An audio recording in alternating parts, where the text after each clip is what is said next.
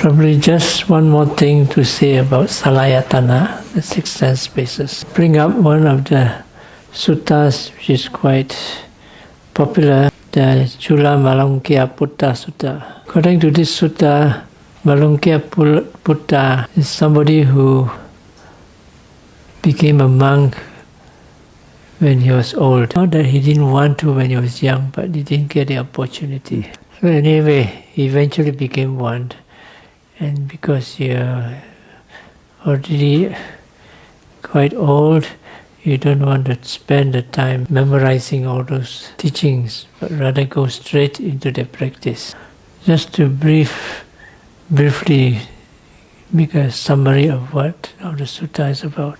Here the Buddha asked him, if you have not seen something before, never seen something before, will not see something before, would you have craving for that? Would you?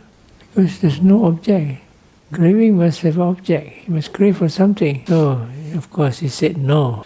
In the same way, he referred to all the other five senses. Then after that, the Buddha gave him the advice. The seeing, there's only the seen.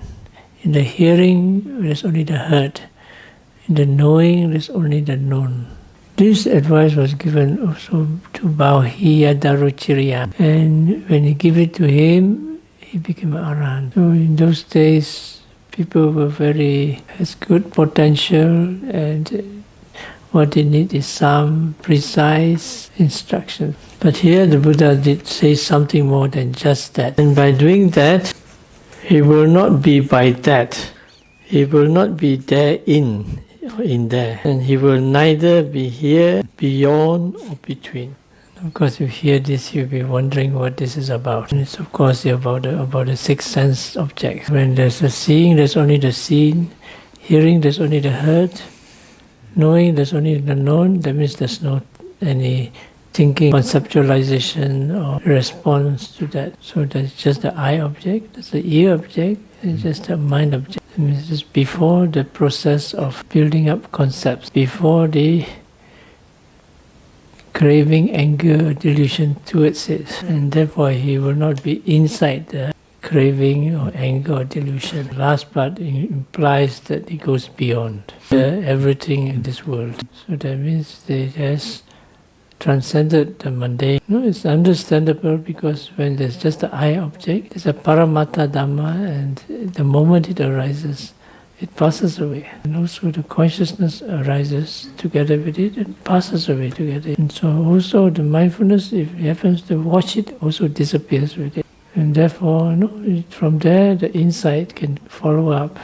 So in a way it is a very brief, concise instructions on the practice, and it's based on the sense basis. And after that, Chula Malungkya Putta was asked by the Buddha, do you understand it? And he said yes, and so he repeated 6 verses. And these 6 verses are quite popular with people. For example, the first verse on the seeing. Rupang Disava Sati Mutta. Rupang is the eye object, what you see. Disava, that means having seen the eye object. Then sati is mindfulness. Sa means forgotten or lost. So after you see the eye object, poof, your mindfulness disappeared. Having attended the lovely signs. Piyang is lovely, likable. Nimittang is the sign, the signs of the object. Manasikaroto, having made the signs of the loveliness of the signs of the object as an object. And so it continues by saying, having experienced it with this craving, the clinging increases, the feelings increases, and so they arise in many ways. It's more attachments and anger, so the mind becomes burdened, accumulating suffering, far from Nibbana. So you have these nice things and you're attached to it, and then so you get more feelings, you're attached to the feelings. And so you become more and more, and you cannot do without it, you feel sad. So we say it goes the same for the other senses. And it tells of the opposite. It is not attached to form. Having seen form or the eye object mindfully, mind is detached. does not cling to it. He sees the form of the eye object mindfully as it is. So he does not accumulate, he abandons. And thus, by doing away suffering, is near to Nibbana.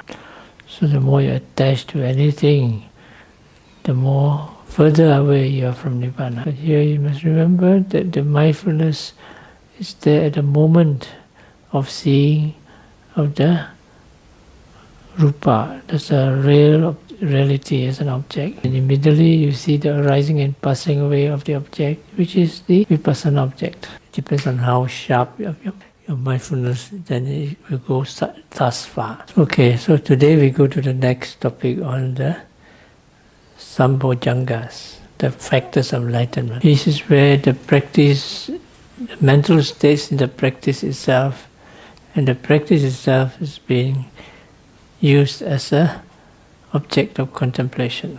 The 7 factors of enlightenment: mindfulness, then second is Dhamma Vichaya, the investigation of the Dhamma, energy, joy, tranquility, concentration, and equanimity. You can say that these are considered factors of enlightenment because they are factors that make up enlightenment. But before they make up enlightenment, they lead to enlightenment.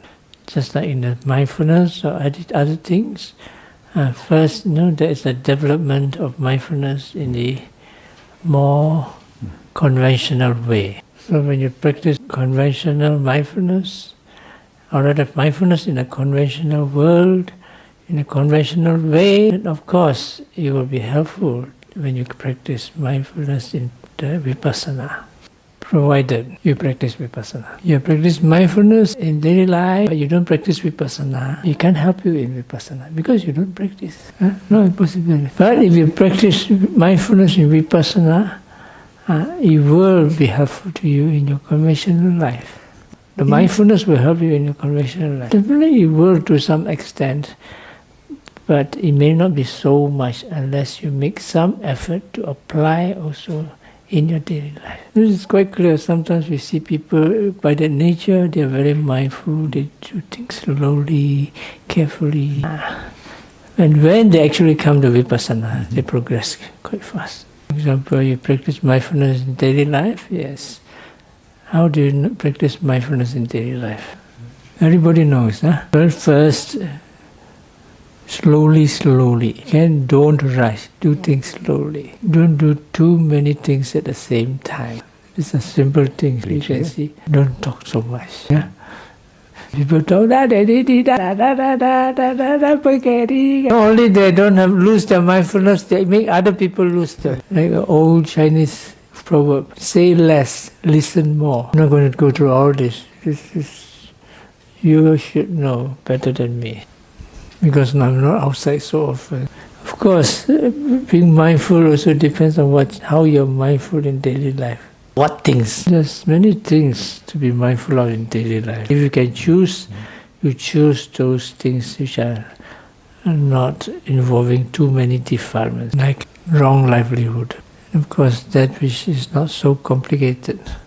Things like that, this is common sense. So when you develop a habit of mindfulness, then you will start going into the practice. Then it becomes the mindfulness enlightenment, begin to lead to the mindfulness enlightenment factor. You take meditation, also depends on what meditation. You do samatha meditation and it does not lead to enlightenment. Strictly speaking, it is still does not lead to the enlightenment factor. Unless you use it to develop vipassana, then that's a different thing. So you have to understand what is mindfulness in vipassana, then you can develop it. And you must understand what is the vipassana object, then you can develop it. And if you know how to do vipassana, the way to arouse the insight through mindfulness, the right type of mindfulness, then after eventually you gain the first insight knowledge of anatta. And so when you feel anatta, that's where vipassana begins, and where it actually leads to the noble path. At that time it's very clear, because at that time there's nobody there.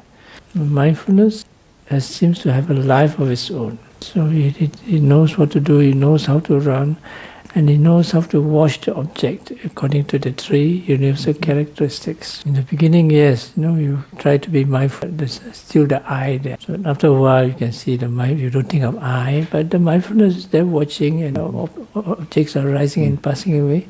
Then it's getting closer. All the way you see the changing and so on, but still it is not clear enough, called insight, because you don't experience the anatta.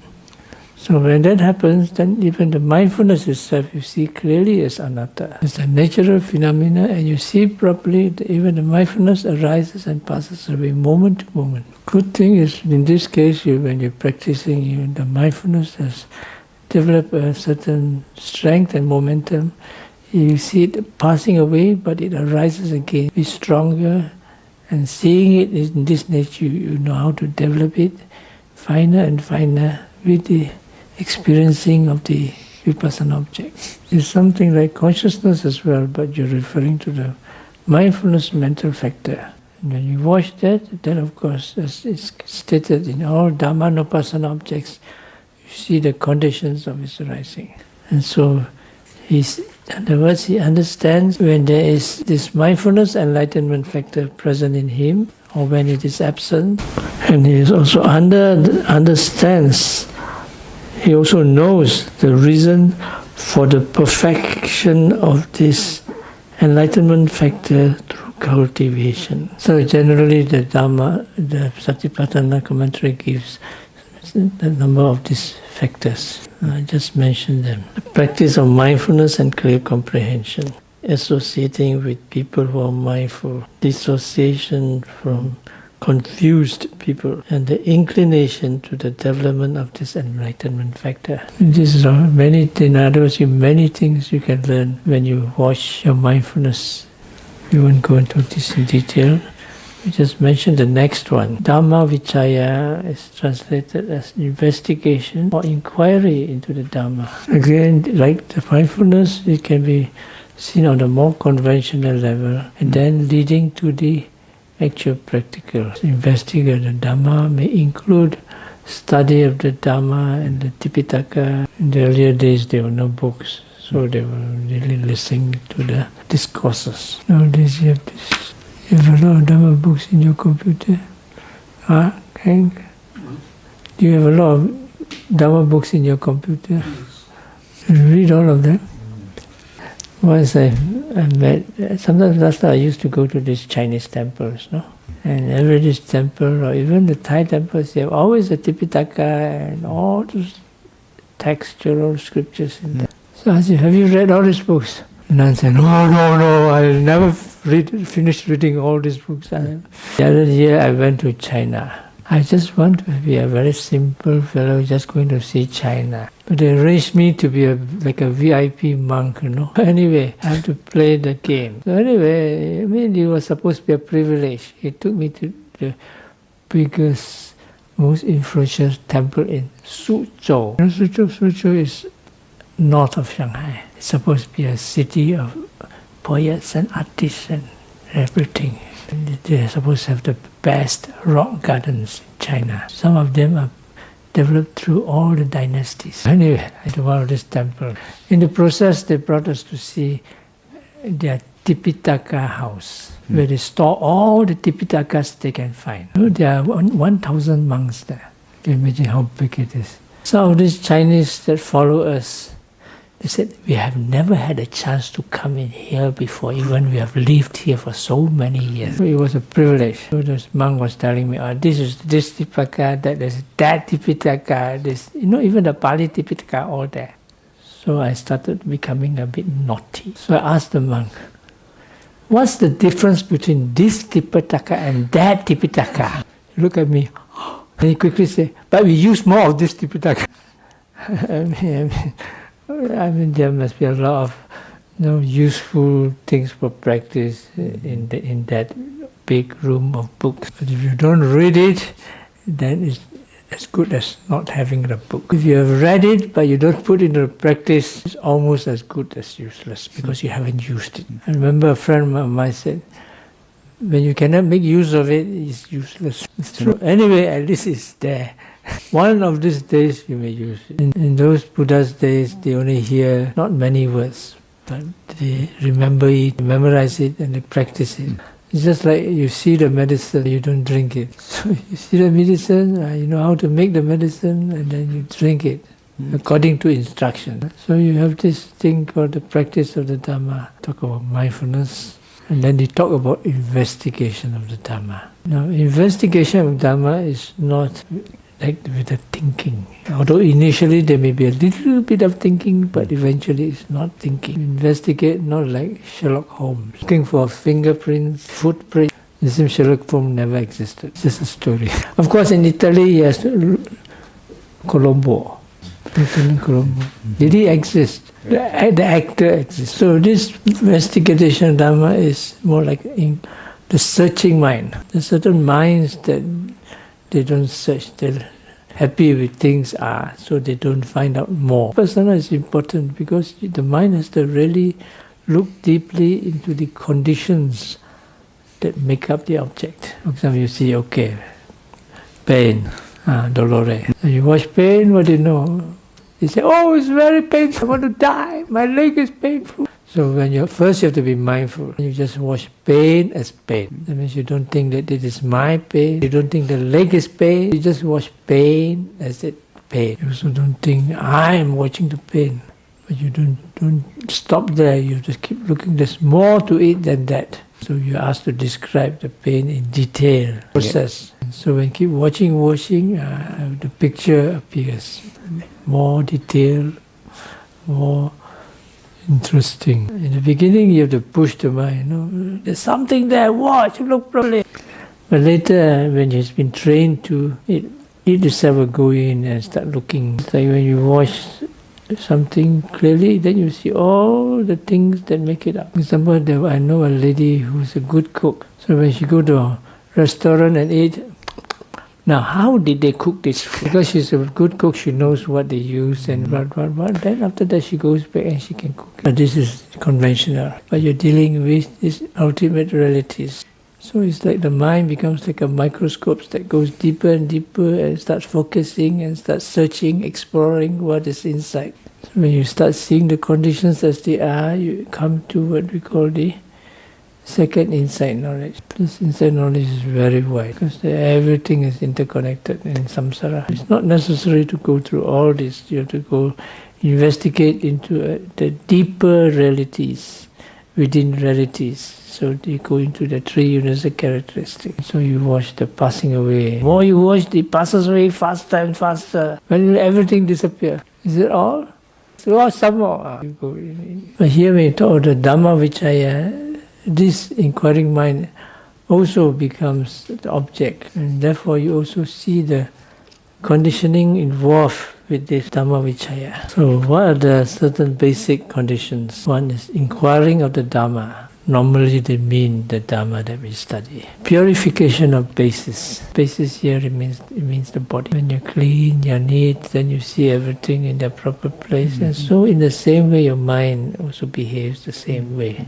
Your mind is, everything is a mess in your room, then of course your mind is also a mess. And for example, at one time I was in Switzerland, I went to visit a lady and she's supposed to be doing one of these gardens. In the garden there were a lot of tulips. All the tulips were the same height. All the leaves were put in the same direction. Not only they were in the same direction, they were all in the same height. And even tulips were at the same stage of opening. You see how precise the Swiss are. Not one or two, a big field. Not Topogante, it's more like this. But she wasn't a Swiss. She was a Tibetan living in Switzerland. Is it possible? It wasn't real tulips. It was artificial tulips. But to some extent that is true.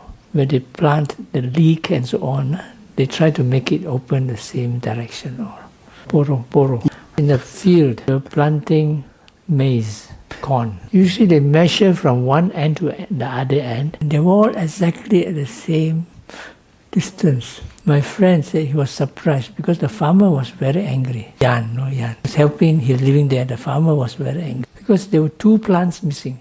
You see? I would expect the Swiss to be very good in meditation, but no. Because Vipassana, you have to be very flexible. Everything goes in a chaos. So to them, they find it very difficult because, you watch this, it goes there, you watch that, it goes there, they go, So generally, cleanliness do play a part, no matter what you say. And with cleanliness, also simplicity. And being precise is just one thing. To experience things as they really are.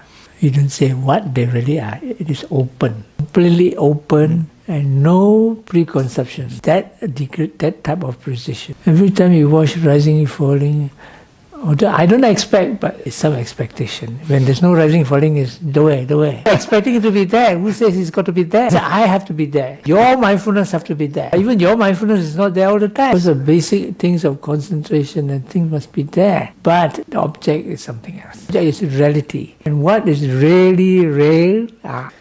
One thing is sure, the investigation has to keep going on. Otherwise you won't progress. There are other things involved, like the balancing of the faculties. Because when your mind is balanced, then only you can see things properly. Because if your mind, like you're driving on a shaky thing, you're taking a camera and your hand is shaking, you cannot take a picture to see properly what is there. And of course, there are the usual ones, association with people who are wise, then dissociation with people who are confused, and of course the strong inclination to the development of this factor. And of course, for this individual, you look into your own mind, they would have your individual specifications. Or individuals, when you look into their Dhamma Vichaya, they will have individual specific conditions themselves. For example, people who, let's say, drink a lot. It's not good because it makes the mind groggy. Things like that. Now these 2 factors become the basis of Vipassana. It's compared to when you plow the field. So the plow itself is mindfulness. And the plowshare is the Dhamma Vichaya. Plowshare, that means the cutting edge. So the other one is like the cutting edge, the other one is the substance that makes it up. So to cut into it, to plow into it, you need other factors involved. Energy, and this energy, joy, tranquility, concentration, equanimity. For example, when you practice, you need a lot of energy. Stop here today.